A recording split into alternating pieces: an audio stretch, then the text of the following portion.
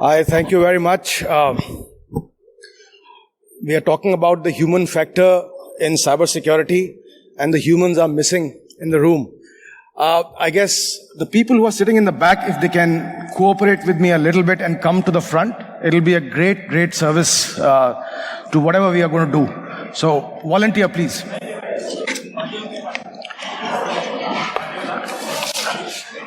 All right, so I think we are already running behind the schedule, and I would like to keep it as tight as I am asked to do. Before I call my panelists, which also was a bit of a surprise for me, because many people, due to the obvious coronavirus, had cancelled their trip, so I had to kind of assemble a panel overnight. Actually overnight, you're right. So let me just invite the panelists here, and then we'll do a small brief on what we are going to discuss, what is this human factor, and then would seek participation from all of you who are in the room. So please welcome Foram Mehta. Foram is the head of information security at an APAC level for PayPal. Welcome, Foram. My friend, in many ways my mentor too, Burgess Cooper. Burgess is the partner for information security at EY. Welcome, Burgess. You can just bring them up. There is I have the privilege of again, last year also I moderated a panel with him as a panelist. So welcome Manish Tiwari. Manish is the group CXO of Bharti Airtel, one of the greatly surviving telcos in India. So welcome Manish. Last but not the least, I have Venkatesh Subramaniam. Venkatesh leads the global CXO role at Olam International. So just look at the variety of the panel from my extreme right, which is Olam, which is in agribusiness. Yes. In agribusiness, to a telco, to a fintech, and to one of the big fours in the advisory and consulting space. So before we go on to crucify these panelists with odd questions, I have not given them any preparation. So all of them will have a surprise check on their knowledge. So I was referring to a slightly dated research from the University of. Oh yes, sorry. So as we talk, you will see. You will see our friend Vatsal from EY doing a mind map, which is a live mind map, which means that whatever they are speaking is going to be projected here. And those who are interested in having that knowledge later on can please let us know. We'll mail this to you. So as I said, that I was referring to a slightly dated research which happened in 2018 at the University of Maryland. It's an academic paper. It's not a research done by any InfoSec company or group.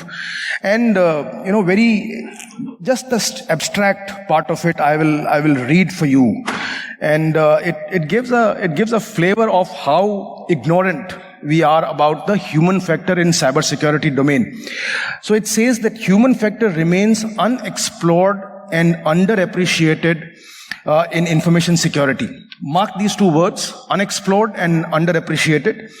The mounting cyber attacks, data breaches, ransomware attacks as a result of human-enabled errors, in fact, they are 95% of all cyber incidents which are human-enabled. 95%. And whom do we blame at the end of it is that technology is not working. Or the CXO. Or the CXO is bad. Research indicates that existing information security plans do not account for human factors in risk management or auditing. Corporate executives, managers, and cybersecurity professionals rely extensively on technology to avert cybersecurity incidents, and very fallaciously believe that technology is the key to improving security defenses, even though the research says otherwise, that new technologies create unintended consequences. Nonetheless, technology-induced errors are all human-enabled. So you're getting my point. Even if the technology is foolproof, technology is proven, it's tested, it's done, the induction of error in the technology solution or technology deployment is all human related. So, another very startling fact, if I tell you that in year 2015, and it's a very, very 5 years ago, a report indicated that 4 or 5 companies, Wells Fargo, Bank of America, Citibank, and JP Morgan Chase, these 4 companies put together invested $1.5 billion in mitigating emerging and persisting cyber threats. Imagine, just 4 companies and $1.5 billion of investment in cybersecurity. I wonder who was a consultant here. Yeah, so that you should find out. Okay, so I think enough of reading of data from my side. However, I would like to now kickstart the discussion. Some really blatant opening thoughts from all of you, starting with you, Burgess, as to how do you evaluate the human factor in cybersecurity, and where are the weak links, where is the lacuna? Sure, thanks. So when you said 5 years ago, I'm sure you meant 5 NULLCONs ago. Yeah, 5 NULLCONs ago. On that note, I think when we say human factor for security, most of us look at plain, simple learning and awareness. But I would sort of rephrase that, more than learning and awareness, I think it's the attitude of that security guy which counts. If he's a threat hunter, does he really like, to hunt between the eyes? If he's a red teamer, does he really have the kill to get that vulnerability which most others will not find? Or is he happy to settle for the easiest one? If he's a defender, will he really be able to safeguard his whole estate behind, in spite of knowing that there are 100 holes? So more than learning and awareness, for me the most important part of the human factor for a cyber researcher or the people in the audience is your attitude towards security. Do you really want to hunt between the eyes? Do you want to really make an impact? Or are you just okay and awareness is good and life will go on there? That's my opening lines. So, wonderful point that your attitude towards security will decide how robust the cybersecurity plan could or be. Or whether your CXO survives the job or not. That's the next discussion. Yeah, because, either they are responsible. How many of you work in corporates here? Show of hands? Oh my God, lot of them. So, your CXO's job depends on how you perform in the organization and how well versed are you. No pressure. How well versed are you with the errors that humans create. So I will quickly move on to forum. Your initial comments on what we are discussing today as we move to specific questions. Sure. I think just on the thought on the line with the numbers that you put together on the number of breaches and how humans are the weakest link, it is important to understand how we function. And we haven't, as a discipline, invested enough in truly understanding. For example, this corona outbreak that is going on, there's been incredible number of advisories. Every single doctor, everybody who's worth their money has said, do not wear masks unless you are sick. And just in this room alone, we see so many people doing exactly what will actually lead you to be getting sick if you are not already sick, because now you're going to touch your face that many times. You're going to try and remove it, put it somewhere, and then put it back on your face. So the idea is that, it's very important to understand why we do what we do, and then find from a corporate perspective ways in which how we can incentivize the right kind of behavior or disincentivize bad kind of behavior. So from a PayPal perspective, again, we don't think of all humans as the same or only thinking of the employees and not thinking of the developers. I broadly, segment humans into 3 categories. One is our customers, everybody who is outside, and we think of them as our customers. And what is it that they want to do? Some of them are probably in this room, and some of them are attackers, some of them are users. But how can we make sure that the good behavior is incentivized and bad is not? The second are the builders, and what do we do to make sure the products that we create are the right kind of products? And third are the operators or the users. And as we go through the links, I'll say how one particular approach may work really well for one segment, and it may not work well for the others. But it's important to not treat everybody in the same bucket. And the core principle, just, as Burgess said, if attitude since we're doing the mind map is one area, I think from my perspective, the biggest and the most important, considering cyber as a discipline, is to try and keep it as simple as possible. So simplicity in this complex world is extremely important when we talk about human factors. So yeah, good 2 points here. Incentivize the right behavior. I don't know how many companies follow this in letter and spirit, but I haven't really seen incentives being doled out for the good behavior. However, I have seen deterrence. Deterrence for the bad behavior, which is also a good practice. However, so sorry, sir, Manish, sir, your opening comments. So, if you're talking about the human angle, which impacts cybersecurity, I mean, let's look at it from two perspectives. 99.9% of the people in any organization barely understand IT, leave aside IT security. So, I think it is more about how to, and no disrespect, the fact is it is not their core business. They may be tech savvy, but they do not understand the intricacies of information technology or IT security. So I think it's about simplification. It's about very simple and clear and strong messages. It's about human mind, which tends to forget things a little too frequently. So it's also about reminding people at a regular interval. Sensitization campaigns should be run on a regular basis so as to keep that human mind fresh on some of the basic aspects of cybersecurity. And then I come to the core element of the actual cyber warriors, which are supposed to protect the entire organization. Now, with the current focus on automation, there is a lot of belief that, look, the human element, why is it important? In the armed forces, we love to say that, look, irrespective of what happens, for the foreseeable future, there will always be a man or a woman behind the machine. So there is nothing called 100% automation as of today. I'd like to share this with you. In Bharti Airtel, we have currently, over a period of 1 year, with a lot of effort and dedication of the team, 70% of my security operations right up to incident response is automated. 70%. Okay. Right? Now, going forward, raising the bar is going to be very, very difficult because you can reach a benchmark, but beyond that, if you have to raise the bar, but we continue to do that. But there is a very, very strong team of people, working relentlessly. The most important thing for any job, and cybersecurity is no different, is what is the aptitude of the person. Yes. All right. You may have, in fact, I was speaking to an ex-colleague, just shortly before coming into this room. You may want to do,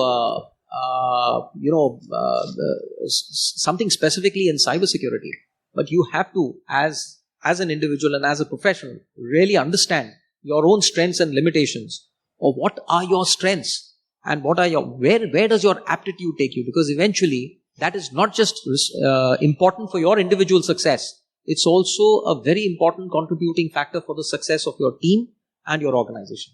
So I think that aptitude part is extremely, extremely important. So it's just warming up. I will include people's participation, the people who are listening, their participation also once we hear from Venkatesh. Hi. First, good morning to all of you. So, talking about the human factor, usually we say that the human or the employee is the weakest link in the organization. But if we kind of put it in a more positive fashion, I would say that, the employee can actually be the greatest strength, that you have. So I would say that, from a human factor, it is true. I mean, statistics do indicate that 25% of incidents are purely just because of some employee actually making an error, right? I mean, an employee clicking on a link, etc. So I would say that the two aspects that we as CISOs need to focus on is, and we use this word awareness very often, but I would say that, if we look at training, training people to be self-reliant and to be able to defend the organization. So I would say for the employees, one aspect I would emphasize is the amount of training that you can give on a repeated fashion. And when I mean training, where I would like us to be a little different is that, all people have got day jobs, right? So you're trying to do an awareness campaign, you're trying to send a newsletter. Nobody's going to look at that because they all have their day jobs. So if you can make that training a little bit more interesting, like, through some form of gamification, etc., and actually make sure, that key message that what they should and they should not do, if that is kind of deeply imbibed in them, that will be a great win for you. So training is one aspect. And the other is what some of my other panelists also spoke is the culture. So the culture is a little different from training, wherein it should actually be kind of a second nature. So, how do we actually make sure that, we reward cases of good behavior, of reporting of incidents, of cases like that. And also, in cases where people are actually trying to hide, right? Either deliberately or through a lapse in judgment. We have to actually start taking actions. So what we do not do well today is we just run these campaigns, but there is no consequence of that. So as long as we can build a consequence mechanism and then make that as a part of the culture, I think we will go a long way in making at least that employee aspect, which is considered to be the weakest link, that will become our greatest strength for the organization. Yeah, so, great 2 points coming here from what Venkatesh said, is the culture of the organization needs to be very, very carefully pursued by the management and percolated in the larger ecosystem. Also about the training aspect. I will come to that. I have a small challenge on the training aspect, whether training is the only thing that we can provide to humans, or we can cultivate them in some other ways as well. So Burgess, very interesting point that I have captured from the research. Unfortunately, I couldn't share it with you, is that the researchers and human factors experts vehemently emphasize that technology alone will not ameliorate information security. Big fact. Therefore, organizations need to leverage behavioral specialists to examine cybersecurity operations from cognitive and bias viewpoints. Now, my question to you is not this. This was a preface to my question.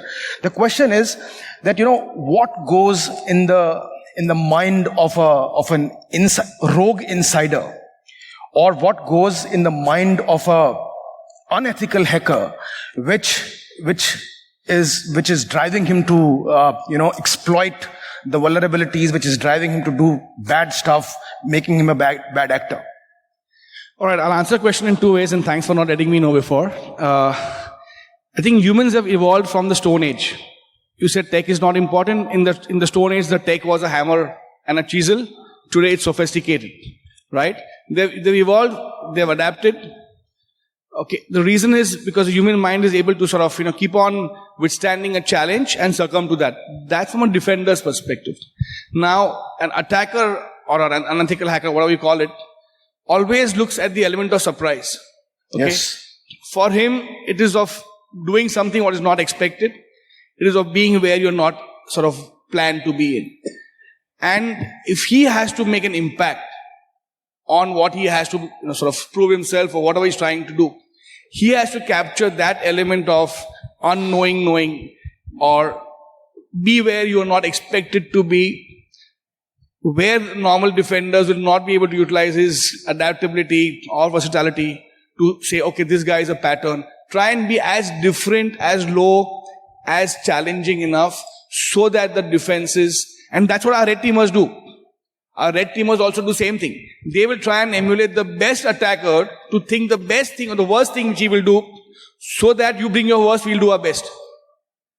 And that's the same game. Whether you train your red teamer to think like that and protect the company, or a bad guy, as you said, sort of does that. But the thinking process is same. The attacker's advantage, Ramcharan's book. What is the attacker's advantage that you can give on the defenses that he or she has not thought of?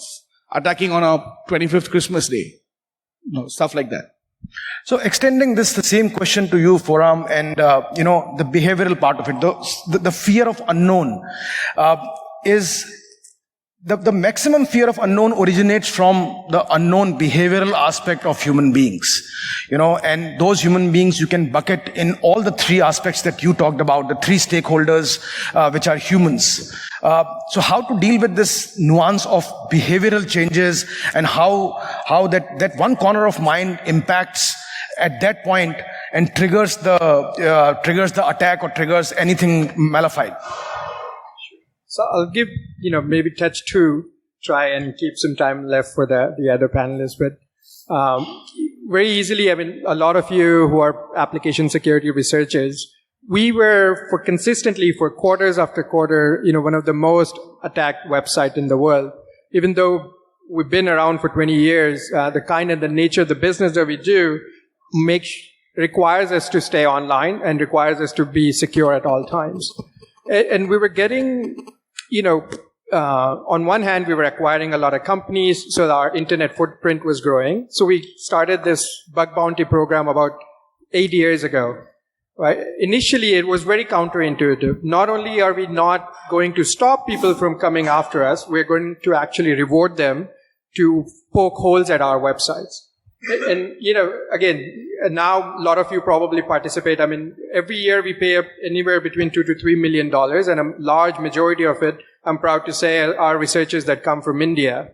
But it is, it's really commendable to how the space has grown. Thanks to NULLCONs of the world. Yeah. Exactly, right? Yeah. So, that's a very good example of how not only trying to create an opportunity in a way that people can learn something and apply the skills in a more responsible manner and inform the organization so that it's not just for lulls, it's not just for some kind of a street cred, but it's actually going to help the organization do what we want to do, help you what you want to do in a better fashion.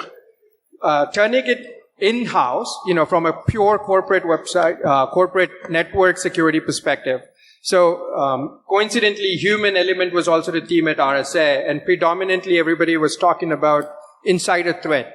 For a company that is, available in 200 markets with 56 actual offices around the world, insider threat becomes a big issue when we have to do businesses in Russia, in China, in Iran, in a lot of other countries wherever, the sanctions allow us to do certain things. Not just the human virus effect. So exactly. The countries you mentioned matches that. True. So what we've done is, looked at the core aspect of what decides behavior within an enterprise. And we've come to 2 key elements. One is the identity of a user, identity of a device, identity of a system, a component, whatever it is. The other is the system itself. And create a baseline behavior. So if you are a developer, at what time you come, what type of access you have, what type of commands you execute, what type of code you upload. And over time, we create a profile at not only at an individual user level, but at a country level, at a city level, at a function level. Same thing for a system. If it is an end user device, it's going to have a baseline of that sort. And together, anytime we see an anomalous behavior from that aspect, from an insider aspect, for a baseline behavior that is already established, it's going to be investigated, and we find ways of how do you make sure whether it is a suspicious one, quarantine them for some time or outright block them and then investigate further. So if you study history, the human element, right? It's not the people who have been the strongest who survived. See Constantinople, right? 23 armies tried to attack it, could not. But the one army who could is the one who was the most versatile.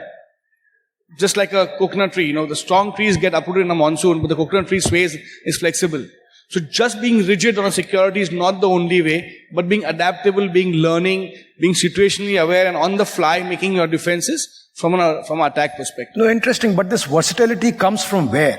Who's the igniting force that, we should become That's the versatile? CXO's job, to create the culture. That's the CXO's job. To create the culture. Okay. I mean, not his only job, shows the management, but he has to be the driving force for that. Agree? Yeah. I have a very specific question for you. You mentioned that you have automated 70% of the incident response within your organization. Now, when you say... Correction. It's not 70% of incident response. I'm saying 70% all of security controls. security All security operation controls. on security. Operations are automated. Okay. No, so I correct myself here. However,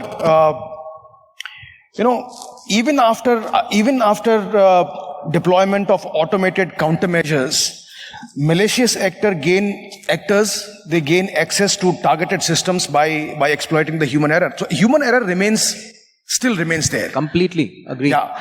So, whether it is spear phishing, whether it is social engineering, whether it is malware attack, non-compliance, poor policies, anything. So how do you deal with that? How do you ensure that, even after 70% of automation, this human factor is still prevalent? So let me say this, that when I talked about 70% of it's what goes into the core of security operations, and that's more to do with automation around the SIM part. But on a scale of 0 to 10, if you were to ask me that how much percentage of that would take care of the entire landscape for IT security and threat management, whether internal or external, in a company like Airtel, I would say it's less than 1%. So that 70% was so let me just explain that. Now, coming back to your core question, guys, insider threat continues to remain one of the most vulnerable pain points. And it could be on account of two reasons. One is an employee making a mistake is probably as dangerous an employee in a critical function. Now just imagine if they have done something on the production environment, because you have to trust people. There are people who are working in the production environment, and if they have done something in the production environment, and God forbid, it leaves gaps or it leaves holes or a vulnerability in the ecosystem, then that itself is a potential for disaster. Or somebody makes some critical changes, fine, you will detect it, but by the time you detect it, it would have already caused a disruption in your business continuity. Then the other category of insider threat would be disgruntled employees. Let's not forget that. And of course, those with the intention of doing wrong for the purpose of some sort of gratification, which could be on... Or revenge. Or that's the disgruntled part. And the second is where somebody wishes to basically defraud. That insider, I would rather put on the fraud, in the category of fraud. And any large organization, any company has to be alert to the possibility of fraud and data theft, IPR. So some employee walks away with important IPR, that itself is a matter of concern. So the first and foremost thing is that, look, and since we are talking about the human factor, let me bring it to that, is that when organizations find a problem, find an incident, detect an incident, they are able to pinpoint responsibility for that incident. How many organizations actually take strict action? So when I say strict action, means everybody wants to sort of, hush it up, push it under the carpet, give a very silent exit because they think it's bad for the... I think it's about setting the right example. If there is somebody who's done something wrong, it's extremely important that that person be penalized. And a clear message goes to the others that, look, this is what happens when you do wrong, and we take very strict actions. We have a zero tolerance policy in it. No, so just to interrupt you here, camouflage this information the way you want it, but can you tell some incident which has happened and which is related to the human errors? As I said, any large organizations will always have incidents of fraud. So proactively, what is it that you do? One is where you reactively look at incidents and see, okay, if this is a case of fraud, how do I, and we have never noticed this earlier because human minds are very, very, intelligent that way. They figure out how to get things done. So you figure out and create a use case out of it. See how you can strengthen your systems, your information systems, to either prevent or detect something like this happening in future, so that you can immediately catch it and arrest it. So that is more reactive. But the proactive part is that you always have to have a dedicated team. How many organizations, and I'm not talking of the large, small ones, even large organizations, how many large organizations actually have a dedicated team working on fraud management? I'm not talking of the banks, right? I'm not talking about business fraud. I'm talking about managing fraud through application of IT and IT security controls. So within the IT team, because today, most of the organizations are literally driven by IT systems. Their life depends upon it. And that's where lots of frauds actually happen. That's a dedicated effort that is needed. You talked about an example. Yes, I can go back in history. Somewhere in 2004, 2005, and I'm sure everybody knows what the armed forces of the country are. We had a case of some sensitive data leaking from the headquarters. And, that's a very long story. I don't want to go into it. But the fact of the matter was there were weak controls. There was a motive. The motive was financial benefit. Okay. So, one is where you take action which sends a clear message. Second is where you make it economically unviable for anybody, internal or external, to do what they want to do with the malintent purpose. And the third is, have better IT security controls. Sure, I also know what happened to that person. No, so, point that you have brought out is important, that human factors should include a thorough study of human interaction with information systems, human interaction with networks, human interaction with practices in an information security environment. So, as you said, training. So, is simple plain training enough? Do you think that works? I don't think that works. So yeah, just training itself, would not work. But see, I mentioned two things, right? One is training, and then the other is a culture. So it's extremely critical. I mean that, for organizations, at least from a human factor perspective, the entire, the culture of security is actually top down. So for example, if the CEO of your organization is not going to be subject to similar standards as you're going to subject to other people. For example, I'll give you an example. When I conduct my phishing campaigns, I also send it to the CEO of the company. I send it to the board also, because they ask me in the board meetings, right? I mean, what is your percentage, etc. We also got to let them know. I mean, are they also clicking on the same link, right? And we also target it spear phishing kind of campaigns. So the same standards should be applicable, to our top management. And why I'm mentioning this culture is, if it is top down, then it seeps down to the other people in the company, and then they would be able to take care of a lot of these things. So if it is not, for example, if your CEO is not subject to the same controls, and if he's not going to be security savvy, I mean, how can I ask my junior people who are handling sensitive information, how can I ask them? So as far as possible, you as a CISO have to also have those one-on-one conversations with your senior management, so that they are aware that unless they themselves show that behavior, and then they can confidently even go in a town hall and tell the other people that this is is expected of them. That will go a long way in improving that. So not just training, I mean, as such, but training should be very important. So training is still, I would say, multiple rounds of reinforcements for people, I think that's non-negotiable. People, and that's why I said that, all these different kinds of do it in different manners. If you've got something like a Facebook at workplace, make it fun, make it entertaining, do gamification. But at the end of the day, they have to realize. And as a technology also, you have to help them. For example, we all mentioned about phishing emails, right? So phishing emails, usually who it comes from, right? It's somebody says the CEO has sent a mail, to the finance CFO, asking for a payment, right?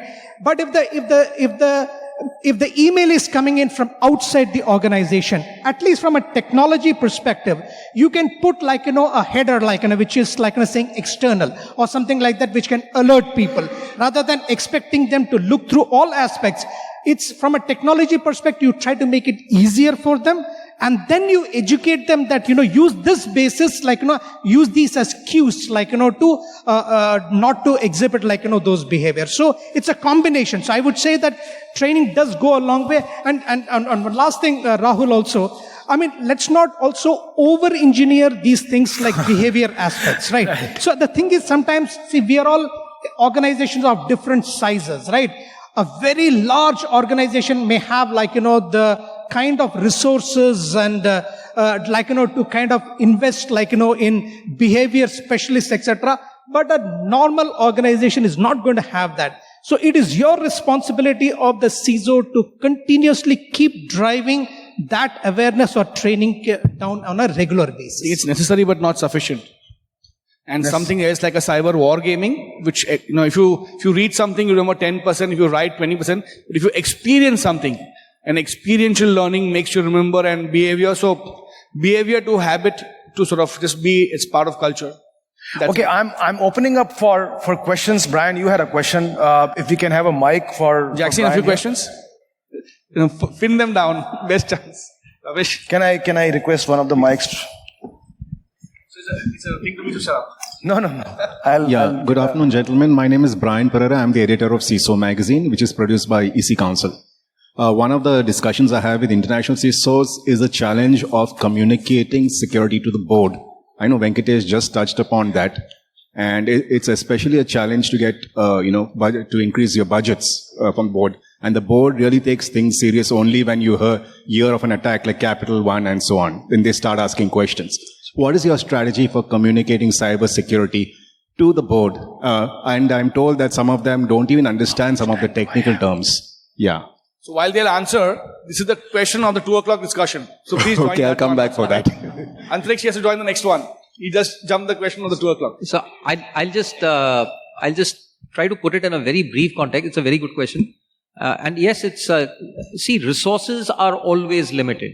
You will always have to, pitch for those limited resources.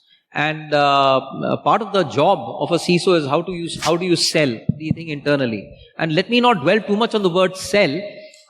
It's about how do you take what is in the interest of the organization and convince the decision makers who control the purses to give you what you want so that you can secure the organization.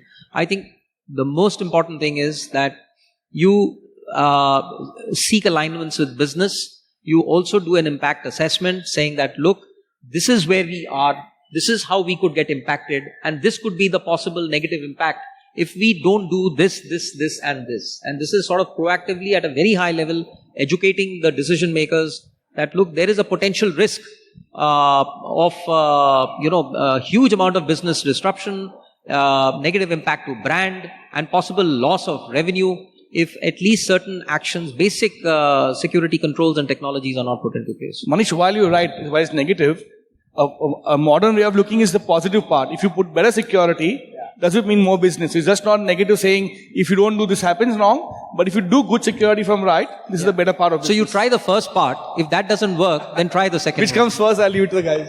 Okay, any other questions here? Sure. There are a lot of hands. Hi. So I will curtail my questions now. I think. No, I just wanted to. I hope the audience caught, Burgess' point. I think that's extremely important for the modern CXO. We have always been thinking security more as a defensive shield. I think we have to get out of it and start thinking security more as a growth driver, as a competitive advantage. And that's how you communicate to the board. And in a lot of our discussions, if we can even take this offline, but you gotta have those conversations where your partners, for example, in case of Olam, we do business, with top companies like Nestle, Mondelez, etc. Do they have confidence in you? So a lot of that business, is driven out of, are you able to protect, their information? I actually started by saying you have to align with business. So your conversations, you have to find alignment with business. If you're not aligned with business, then you're not aligned with the company. Hi. Mike there, yeah, please. My name is Jay Kumar. I work for Azure Security. So I accept the point Venkatesh said. So the training is important. We conduct trainings yearly, twice or thrice also. We give it in the name of strike training. We have seen the percentage of people clicking on spear phishing or phishing emails lesser. But sometimes we have seen people who click on, people who work on cyber security itself. Example, a SOC team. So people work on SOC team itself fall for phishing attacks. So they don't have a proper mindset. So one of the things is I worked with Burgess in Bangladesh in a project. So we set up a SOC there and we were training people to work on SOC. And they know how to do an alert or they know how to send an alert to the customer. But they don't have a proper mindset if they see a different scenario or different type of attack or something. So I have seen in multiple SOCs, they don't have a proper mindset from the beginning. They just know how to look at a document, fill it, and for the employees, I'm fine. But what about the security people? So how do they grow the mindset? How can we improve this? So that's where the aptitude part comes in. And typically what happens is that if you are selecting in the industry, if you're conducting an interview, you're shortlisting people for a role, in Airtel, we spend a lot of time and effort in seeing what is the aptitude of the person. So trainability is a factor. All right. In psychology, it's called trainability factor. If a person has the aptitude, then you can train him or her to do a lot more than they currently know. But they could have 7 years of experience in SOC, but if they don't have the right aptitude, they will never ever reach an L3 or a level beyond that. So that's an exercise that we do. In fact, we mentor college students. We say, listen, I know you want to do this, but I think you're more suited for this and you will have much better success in future if you pursue this particular direction. So it's about aptitude, and it's always good to talk to people who are experts in the field to really understand where and what is what you're suited most for. Okay, I have just 4 or 5 minutes left. I will take 2 more questions. Can we have the question from here, and then I will give it to you. Just consulting after this. Huh? Yeah. So Burgess is offering consulting after this free of cost. So Free of cost. Hi, good afternoon, everybody. Yeah, sure. My name is Salman. I work for the Blue Team in Microsoft. First of all, thank you all for your discussion. It's very interesting and been very engaging. So my question to you guys, Burgess especially, is like you touched upon looking at between the eyes, right? Catching up incidents which you don't usually catch up from an IOC perspective and things like that, right? So basically, if I talk about an insider threat, which all of you touched upon, right? There was the attacks like in 2016. There was a person named Andrew who worked for Google and who took in data pre-planned for about 5 months, and then he moved to Uber and used those things. So as a hunter myself, as a Blue Team member, how do we look at these things? Because there's so much data coming in, there are IOCs we are looking at, there are Intel coming in, but the ground reality is to look at these things, to look at the behavioral models. People logging in at one time, people logging off is good. But looking at what an attacker really wants, that's not really, ground reality situation. Great question. I'll answer first in a funny note. First is join consulting. You'll get to experience multiple clients, right? You're doing hard selling, but it's not allowed. Sorry. I love good talent. But the question is, how do you fine-tune a blue teamer to hit between the eyes, detect the attacks? I think there's nothing but keep on wargaming, being paranoid, keep on doing across industries, different types of attacks, keep on doing different models, right? Keep on challenging, and that's the part we spoke. He spoke about aptitude, I spoke about attitude. When you have both, you are a successful threat hunter, as you in your case you want to be, or a CTI or whatever. But you got to have that kill of knowing that I really want to find, or I'm doing a SOC, watch the voice 8-hour shift and go away. Or you really want to find that because you want it for the pleasure. When a hunter hunts, he hunts for food, or he hunts for shooting between the eyes and then hunts. What type of a hunter are you? That's the difference. One more point since you're closing. The attacks, as my colleague mentioned, are first financials. I think the new vector, we spoke about defenses, but no one spoke about the attacks. The attacks are now going for the digital life. More and more hackers are going banks, telcos are being attacked. So is like manufacturing. But the digital life, what we all enjoy, this is the new sweet spot for attackers. The human element. The topic of the human, they're so used to the soft, cozy, all-encompassing digital life.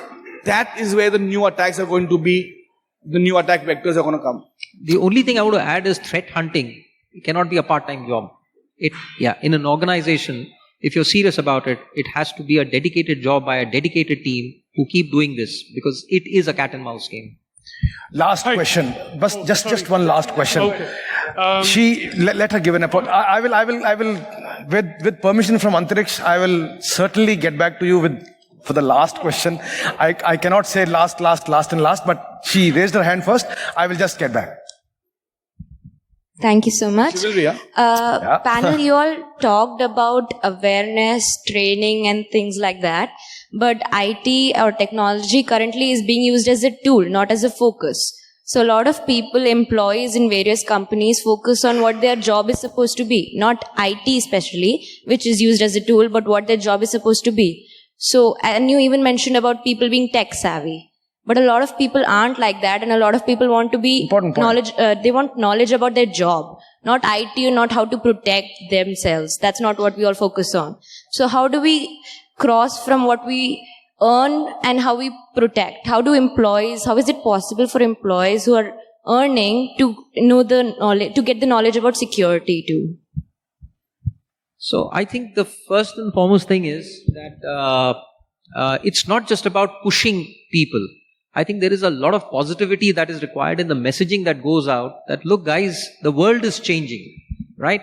And you have to change along with the world in order to be better prepared. Today, if you were to tell a 70-year-old, if a 70-year-old, 70 in today's world is not a very big age considering where we are.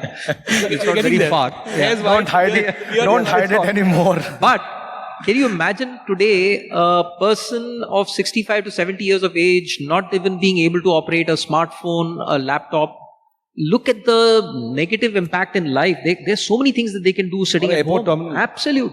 So I think it's about personal transformation, which means that it is not for an individual. At least that's how I mentor people. I'm saying it's not just as an individual or it's not just as an employee that you need to upskill. It is as an individual for a personal benefit that you need to upskill, because otherwise world will go on and it will leave you behind. Completely, it's about survival. Once what the company can do, but what are you doing to ensure you are in the market? Otherwise, you're out. Yeah. Okay. Yeah, and just to the point, so while you have a day job, right, that's what's your point, right? And then you have also got to do security. I don't think organizations will have to make this that security is almost like second nature. See, unless that is there, if it's like a different job, I have to do my day job and then I have to do half an hour of training, then it becomes much more difficult. That's why I said that the way you conduct these awareness sessions is something that you really want to learn and do along with your regular job. So that's why a lot of these war games, gamification, have fun around security at your workplace. Then it becomes second nature. Then everybody learns along with the job. Okay, last. Hi. I'm so sorry. This is Jackson. I'm a part of my previous life. I also had to deal a lot with insider threat. And I wanted, this is not something I come up with, and I worked with Burgess's erstwhile company, and we had come up with a mind share. It said, internally, what does a person need to commit fraud or an incident? You need motivation, you need opportunity, you need justification. I need to be able to commit the fraud. I need to be motivated enough to do it, and I need to rationalize it back to my friends and family that why I did what I did. As CISOs, we like to believe that we wear a cape around our neck and we wear our underpants over our pants, but we are not Superman. We can do only so much with the controls. We can reduce that aspect of it. But the motivation aspect for it, the CISO has to work with your HR departments, with your functional heads. Because if the employee, let's say, is in finance and his boss is a draconian taskmaster, no matter how many controls you put into place, his motivation is still crap. And he's basically going to try to do something to break the system. And if we can justify it, because like Venkatesh mentioned, if you have two sets of standards for the management and another set for the employees, he justifies it. He says, the boss can do it, why can't I do it? Why shouldn't I do it? So it is not enough that, and this is my humble opinion, it's not enough as CXOs that we just employ technology to put it. We are closing one aspect of a three-pronged attack, which is the opportunity part of it. But there is still a lot that we have to work with the HR departments and throughout the rest of the organization. Otherwise, we leave motivation and justification open. I think well put. Motivation, justification, opportunity. These three go hand in hand to get the human element. I think well summarized. And it ends with that. I think you simplified my job. That's why thank you very much. You are the planted guy in the end, yeah? Motivation, Okay. justification. So I think a beautiful mind map is created here. You saw the action, and thanks to our friend there. He did it very on the fly. Burgess asked him, and he prepared it, and then plugged the machine and created it. So if you are interested in knowing this, we will summarize it beautifully, and you can ask for it. We'll send it to you through an website. So yeah, we will put it on NULLCON website. You can download it from there. So thank you very much to the great panelists. Let me just tell you, the only panelist who was prepared for this discussion was Olam. Rest three of them, I have just forced and prepared them overnight. So a big thank you to all of them and a big round of applause.